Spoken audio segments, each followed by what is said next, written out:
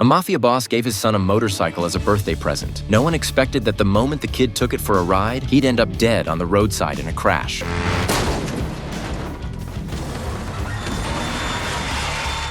Worse, the driver fled the scene, completely oblivious to how serious it was. At the funeral, the entire family gathered, but the burial didn't begin right away. They waited until a prisoner was brought in front of the crowd. This was all part of the mother's calculated plan. She wanted her eldest son to watch his little brother be buried, to ignite the fury in his heart. She whispered to him to make sure the killer got what was coming. The eldest son, Jack, understood perfectly. His eyes lit up with murderous rage. Hiding in the distance, Heisenberg saw the entire exchange and realized the mafia had bribed the police to get Jack transferred to this prison. He quickly called the warden, urging him to move Brian to a safer cell. After all, Brian had taken the fall for Heisenberg's son and lost his life because of it. Heisenberg couldn't let that weigh on his conscience, but they had underestimated the mafia's reach inside the prison. That same night, guards moved Brian into Jack's cell. Brian realized immediately this was revenge. Since he couldn't escape it, he chose to go down swinging. By the next morning, Brian was found beaten beyond recognition. He was dead on the spot. The coroner determined he died from severe head trauma. If the blow had been any harder, his skull would have burst like a watermelon. Jack's DNA was found on the body. The killer was obvious, but the warden ordered the coroner to falsify the cause of death to cover it up. If word got out that someone had died in custody, the warden would lose his job. So Jack, who was only days from release, walked away unscathed. Heisenberg was filled with guilt over Brian's death. He and his lawyer went to visit Brian's family. Seeing Brian's grieving mother, Heisenberg didn't know what to say. Fortunately, the mother never found out that Brian had taken the fall for Heisenberg's son. Otherwise, she might have lashed out at him on the spot. James also felt guilty and handed Brian's younger brother a wad of cash to help the family out. But that night, after the kid went shopping and headed home,